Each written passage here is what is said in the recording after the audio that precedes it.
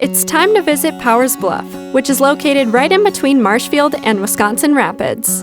Well, Fred, I'm going to start off with you and just ask you, can you tell me a little bit about yourself and your relationship to this land? My name is Fred Pigeon. I'm from the Sky Clan. My Indian name is First Lightning Strike, and my dad was born up here, and his dad was up here. This is a whole big settlement up here, that multicultural and multi-tribal, where everybody would have their religion. Everybody got along. It was like a neutral spot. One of the things I discovered actually as I got into this is actually my grandfather grew up in Harpen. He had told stories of his friends being on the bluff, and he spent time on the bluff with his friends up here, the native friends. So it's like, okay, even my history got pulled into this. Yeah, you have that connection. Which I wasn't even aware of until I started looking at all of this. So then we really worked to get this friends group up and going and pulling these groups all together. How did you both get involved with the Friends of Powers Bluff? In 2002, the Friends group formed. They worked with the county to develop a master plan for this park, part of which was to expand the park to the north. And then in 2012, the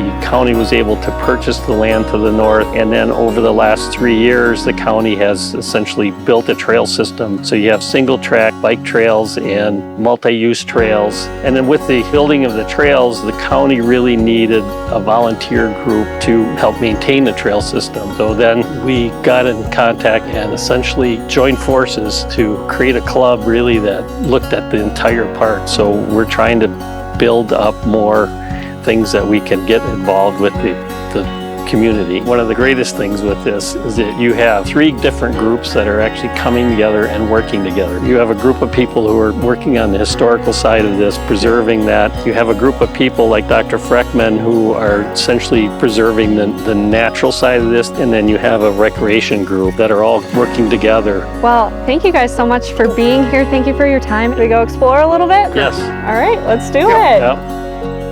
In the winter months, Powers Bluff offers snow tubing, downhill and Nordic skiing, snowshoeing, and fat tire biking.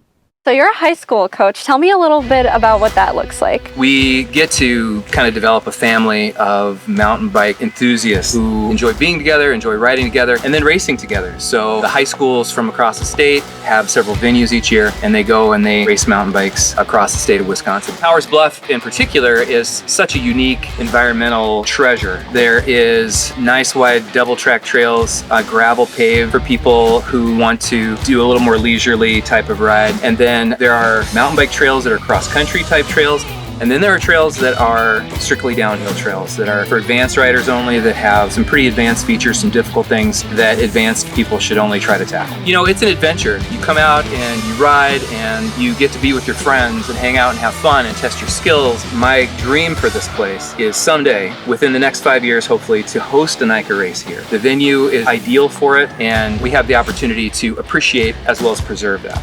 Powers Bluff is awesome, and I bet Eric is so bummed that I got the biking segment. I wonder what he's up to. Woo-hoo! Never tried this on a tandem before. Oh, haha, nice. Of course.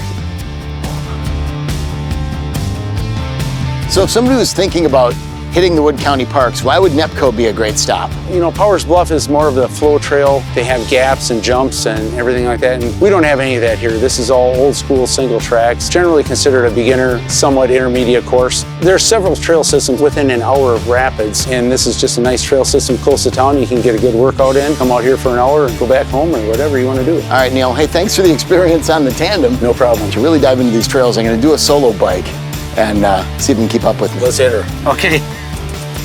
All right. Eric, you ready to go? I was born ready. Longer ago than I care to admit, but let's do this. Okay, we'll be in the trails here on the west side. Okay. All right. Ready for some curves. Great.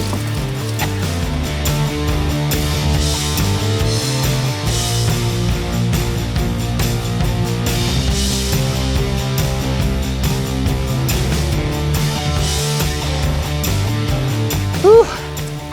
Nice. Oh, that was great. Yeah. Thanks for the tour, Neil. No problem. Anytime. That single track is fun.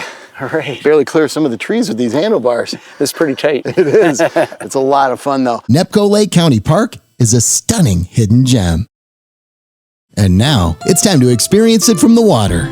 So Don, thanks for taking me out. It's a great day to go fishing. And here on Nepco Lake, you are in particular in search of muskies all the time. Why is that? It's been in my blood ever since I caught the first one. And something I found out catching the first one in 1969, it took me till 1990 to get my first 50-incher, which weighed 40 pounds. Wow. And that's a trophy anywhere's a 40-pound fish. Where would you place Nepco Lake amongst Wisconsin areas or lakes for muskie fishing? This is the only lake that has muskies in the southern part of the state. But another thing that attracts a lot of the muskie fishermen here is the river system that's right down here below Nepco Lake. So we have a big fluctuation of people coming to this area, especially in the spring when the season first opens. So Don, I've caught fish before. I've never caught a muskie. I've tried once or twice. Okay, Think my luck might change today?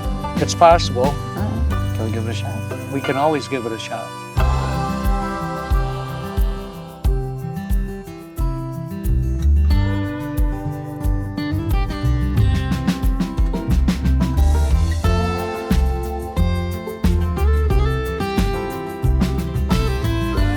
Well, you know what they say about fishing. Sometimes you get lucky, sometimes you don't. But it was great being on Nepco Lake. I learned a lot more about fishing. I got to ride a tandem bike for the first time and do a little mountain biking on the technical trails here. So this is a fantastic park. But it's time now to go to Dexter Lake Park. I'll see if I can beat Megan there and maybe find a comfy place to lay down for a bit.